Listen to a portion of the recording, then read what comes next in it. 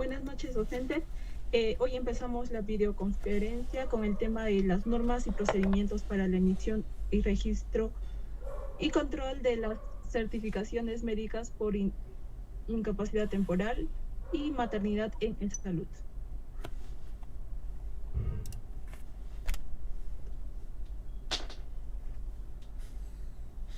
Ok, entonces el día de hoy vamos a recibir la capacitación. Esta capacitación va hacia los profesionales de la salud autorizados a emitir SIT, de los cuales son médicos especialistas, médicos cirujanos, médicos de control, médicos de personal, cirujanos dentistas y obstetrices. Los criterios generales para emitir el descanso médico o SIT es que el asegurado regular acreditado con derechos al mismo, determinado por el tipo de seguro y cobertura que genera subsidio por incapacidad temporal o maternidad. El periodo de incapacidad es de acuerdo a la guía de calificación de incapacidad temporal para el trabajo sustentado en la historia clínica. El paciente con latencia no se le otorga SIT, cónyuges que ingresan a laborar tampoco. Vamos con la siguiente. Para la emisión del SIT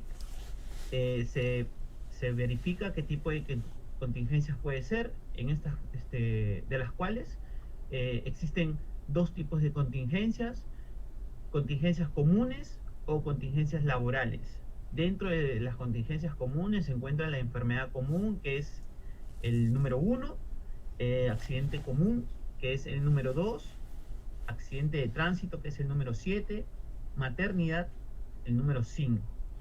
Y dentro de las contingencias laborales existe la enfermedad profesional o accidente de trabajo, que vendría a ser el número 3. Y también se tiene que verificar si el paciente cuenta con cobertura de SCTR. El SIT consta de usuario y auditoría.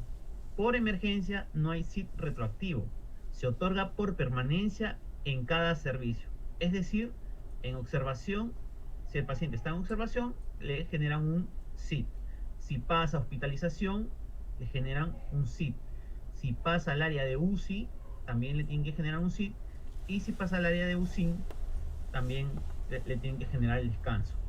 A los pacientes fallecidos se les genera hasta 340 días y fecha exacta de fallecimiento, pues, ¿no?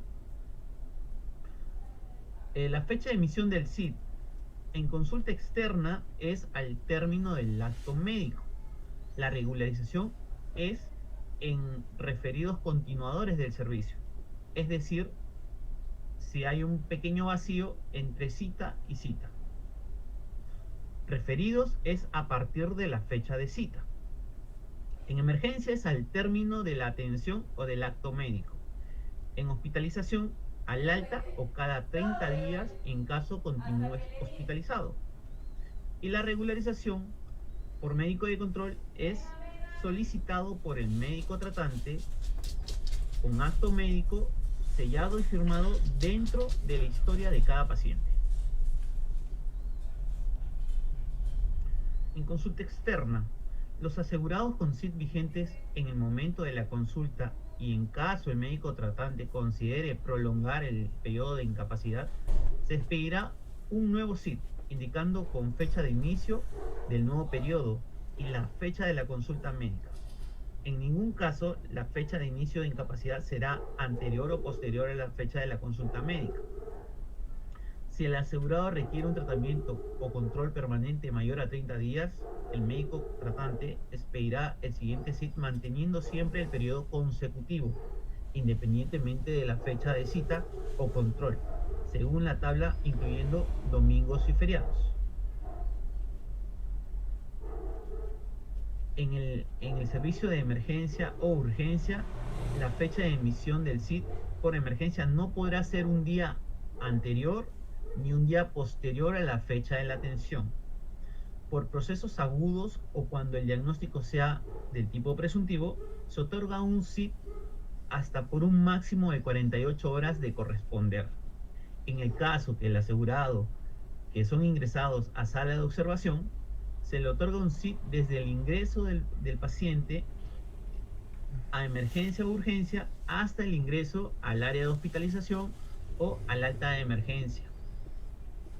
Para los casos de cirugía menor tipo D o E, traumatología y otros que pudieran ser resueltos durante la atención de la emergencia, se otorga un SIT teniendo en cuenta que el control y seguimiento se realiza por la consulta externa. En el caso de las referencias, el establecimiento de salud de origen emitirá un SIT. En casos de emergencia o pacientes que necesiten continuar el tratamiento en otros establecimientos de salud. En los casos de confirmación diagnóstica, el SIT se expedirá vía regularización desde la fecha del pasaje de ida de la ciudad de origen hasta la fecha del pasaje de retorno. Y en contrarreferencias, el establecimiento de salud de destino expedirá el SIT de corresponder.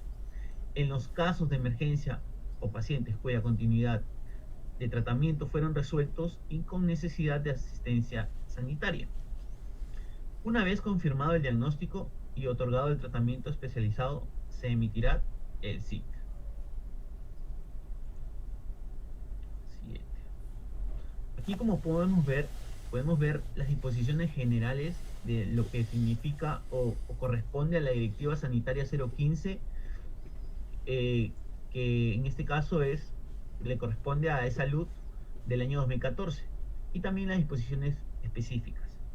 Aquí también podemos ver algunos indicadores que son manejados más que todo por los médicos auditores, de los cuales se ve un indicador de porcentaje de disminución de días de incapacidad temporal y la fórmula en que se entrega este descanso.